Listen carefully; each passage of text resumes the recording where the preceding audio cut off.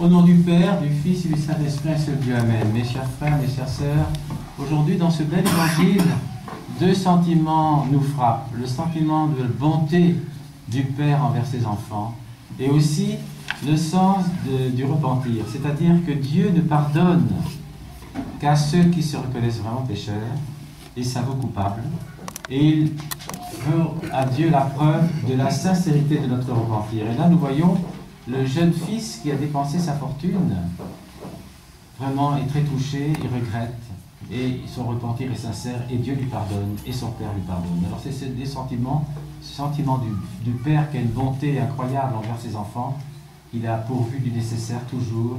Il y a celui qui a voulu travailler régulièrement, et l'autre qui a voulu dépenser sa fortune.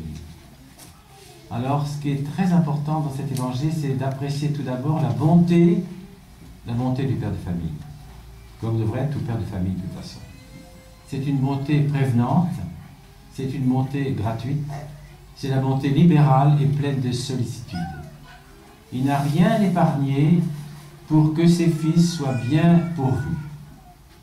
Alors on va mettre en regard de tant de bonté la conduite du fils prodigue. Alors ça va nous étonner parce que le jeune fils prodigue qui a envie de vivre et qui a envie de dépenser ce qu'il va avoir, il dit à son père d'une façon un petit peu brutale, il dirait « Donne-moi tout ce qui me revient ». C'est-à-dire qu'il veut rompre avec cette vie de travail, avec celui à qui il doit tout. C'est-à-dire que les joies de la maison paternelle lui sont devenues un peu fastidieuses, le devoir de chaque jour lui paraît monotone, le travail lui est insupportable. Je veux vivre à ma guise. C'est une blessure douloureuse qui s'ouvre et saigne au cœur de son père. Il écoute pourtant son fils. Alors suivons ensemble le fugitif, le fils prodigue qui court et qui part. Les biens qui lui reviennent sont entre ses mains. Qu'est-ce qu'il va en faire de ce bien-là? Mais vraiment, il n'en connaît pas la valeur. Il ne sait pas ce que c'est la valeur du travail honnête qui rapporte de l'argent pour vivre, c'est normal.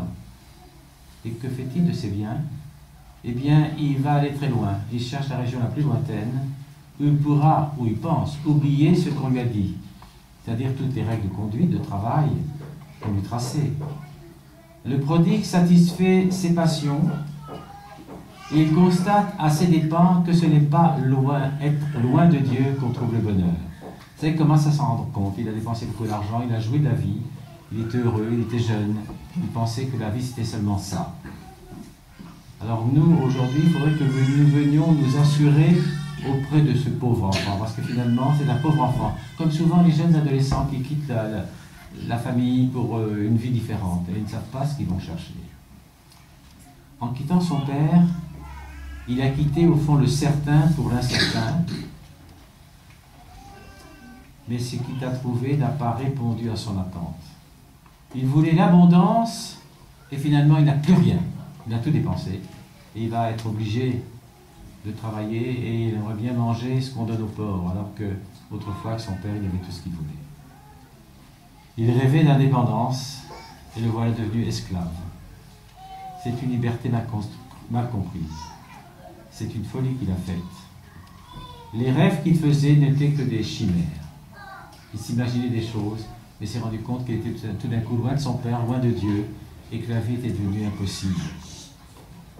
Et, bien sûr, il regrette sincèrement sa faute. Et le prodigue va revenir, et il s'écrie « Je meurs de faim ici ». Méditons ensemble cette plainte. Qu'est-ce que ça veut dire « Je meurs de faim ici » ? Bien sûr, il n'a plus de quoi manger, mais surtout, il sent que le Seigneur n'est pas là pour l'écouter. Il a l'impression que le Seigneur l'a déserté, que son Père l'oublie.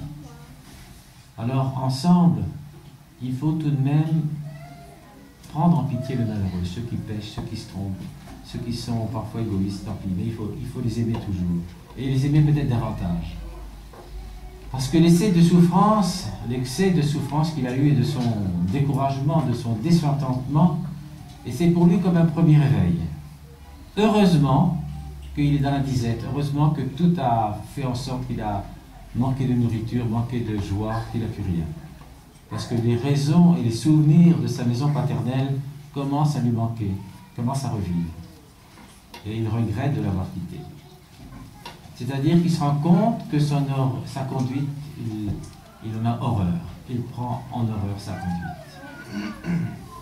Le vrai repentir se fait jour. Il commence à regretter la tranquillité, la paix, l'argent, la vie facile. Mais le vrai repentir se fait jour. C'est-à-dire que de tout son cœur, il souffre. Il déteste sa faute. Mieux, qu'est-ce qu'il va faire? Il veut la réparer, cette faute. Et en lui-même, il dit, je me releverai, dans l'espérance que son père lui pardonnera, lui ouvrira sa porte. J'irai le retrouver, je lui avouerai ma faute. Il me sauvera de la misère. Père, j'ai péché contre le ciel et contre vous. Je ne suis plus digne d'être appelé votre fils. Et le père de famille, qui était un homme bon, il aimait beaucoup tous ses deux fils, mais celui-là particulièrement, il songeait à lui. Dès que son fils avait quitté la maison, le père comptait les jours, attendant son retour, et attendant aussi le moindre signe de repentir, la moindre démarche de réconciliation, pour lui rendre son amour et ses biens. Et c'est très important dans notre vie de nous réconcilier toujours. Vous voyez, nous-mêmes, nous avons le baiser de paix dans la communion. Il faut que nous nous réconcilions entre nous avant de pouvoir recevoir le corps et le sang du Christ. C'est-à-dire, il faut vraiment se repentir des petites fautes, volontaires ou involontaires, des petites négligences de notre égoïsme, de notre compréhension vis-à-vis des autres, de notre légèreté. Et cette confession, elle lui est bienfaisante comme un remède aux malades, donc comme une délivrance aux prisonniers. Il était prisonnier, et par son repentir, il est libéré. Et nous-mêmes, nous sommes souvent prisonniers de notre égoïsme, de nos facilités, de notre manque d'amour, de notre manque de charité, de notre indifférence. Et son père, bon comme nous l'avons vu, ne lui demande rien d'autre. Mais c'était une condition exigée. Parce que Dieu ne pardonne qu'à ceux qui reconnaissent et s'avouent coupables. Et chaque jour, nous devrions faire notre acte de conscience et énumérer ce qu'on a fait de bien, mais ce qu'on a fait de moins bien, ce qu'on a fait vraiment mal. Et il faut à Dieu la preuve de la sincérité de notre repentir. Et vous savez, les pères du désert, enfin les pères de l'Église, disent souvent que il est plus grand celui qui sait se repentir que celui qui ressuscite les morts. C'est-à-dire, bien sûr, on n'a pas la faculté de ressusciter les morts. Si les morts ressuscitent, c'est Dieu, même si c'est par l'intervention d'un évêque ou d'un saint. Mais d'abord, faire son propre repentir, c'est se mettre vraiment devant Dieu en toute sincérité, en se reconnaissant pécheur. Et ça, il faut l'apprendre.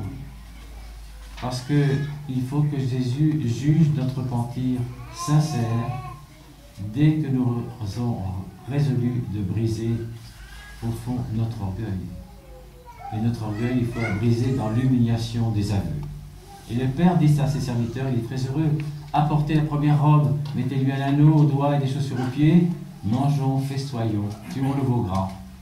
Parce que cet enfant qui était mort, qui était mon fils, le voilà ressuscité, il était perdu, le voilà retrouvé.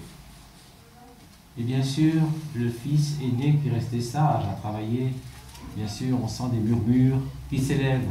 C'est des murmures qu'on peut justifier, qu'on peut comprendre.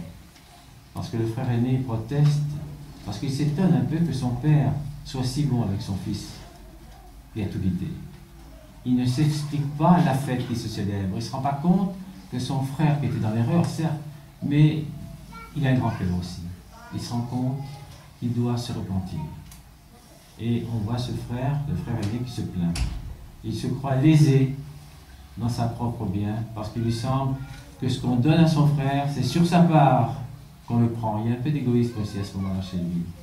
Ce juste, il est juste, certes, mais il se montre sévère, dur et impitoyable.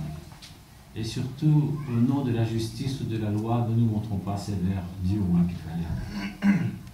Et son père lui dit, il dit ça à son fils aîné, vous êtes toujours avec moi dans le travail, dans la prière, dans la joie et la souffrance, je vous accompagne, je vous guide, je vous soutiens, je vous bénis, je partage vos fardeaux je rémunère vos efforts, ma maison est votre maison, mes biens sont vos biens.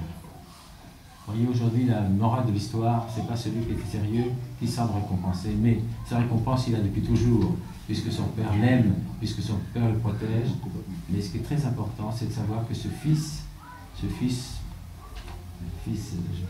a voulu tout dilapider sa fortune d'une façon libre, dans la débauche finalement, eh bien, il s'est rendu compte que ce n'était pas sa voie, et que ce n'était pas notre voie, et que ce n'était pas la voie de l'homme, même de l'homme païen, ce n'est pas cette voie-là. La voie, c'est de rendre grâce au Seigneur, et quand on ne croit pas à Dieu, c'est d'essayer d'avoir une espèce de rectitude de vie, de savoir que tout travail mérite salaire, et que aussi tout travail mérite une récompense. Alors aujourd'hui, festoyons, on est en plein carême, on ne va pas festoyer en tuant le veau gras aujourd'hui, c'est vrai, mais on va festoyer quand même parce que justement on est en plein carême. Et ce carême, c'est notre préparation bientôt à se voir et à vivre la passion, le vendredi saint du Christ, le samedi saint ensuite, et sa résurrection qui nous a sauvés. Alors nous tous, nous nous sentons un peu comme des fils prodigues qui avons voulu jouir de la vie trop vite.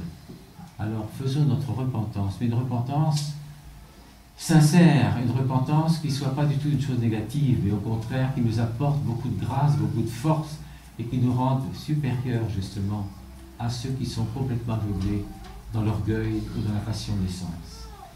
Ce temps de carême, c'est un temps de joie. C'est lié aussi à la charité, c'est lié à la prière. Et faisons notre repentir comme ce Fils et attendons du Père Céleste qui est tout bon, plein de solitude, qui nous accueille comme le prodigue. Et que la bénédiction du Dieu Tout-Puissant, le Père, le Fils, le Saint-Esprit, descende sur vous et reste pour toujours. Amen.